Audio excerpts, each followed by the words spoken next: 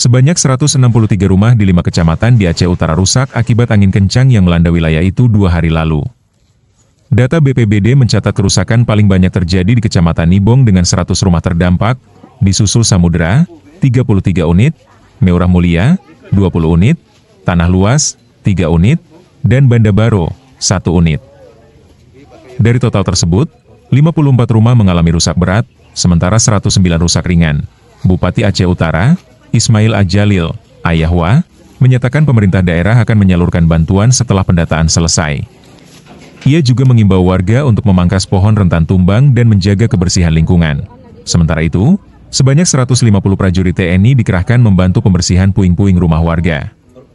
Dandim 0103 Aceh Utara, Letkol ARH Jamal Dani Arifin, meminta warga tetap waspada menghadapi cuaca ekstrim yang tidak dapat dihindari, hanya bisa diantisipasi. Jajaran pemerintah Kabupaten Aceh Utara mengunjungi rumah korban yang sudah kita lihat pada hari ini, dan juga kita menyantuni santunan masa panen. Mudah-mudahan meringankan beban masyarakat kita di Aceh Utara. Kami sedang membuat pendataan dari dinas terkait. Ada 3 kategori. Yang pertama rusak berat, yang kedua rusak ringan, yang ketiga rusak sedang. Nanti kita akan memberikan upaya-upaya di pemerintah pada daerah.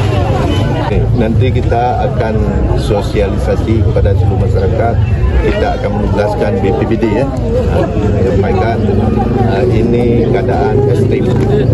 Himbauan kepada masyarakat, kepada seluruh masyarakat Kabupaten Utara harus waspada menyangkut dengan bencana angin puting beliung. Ini keadaan kita ekstrim, dan juga kayu-kayu yang ada di dekat rumah mohon agar ditebang, jangan dipelihara.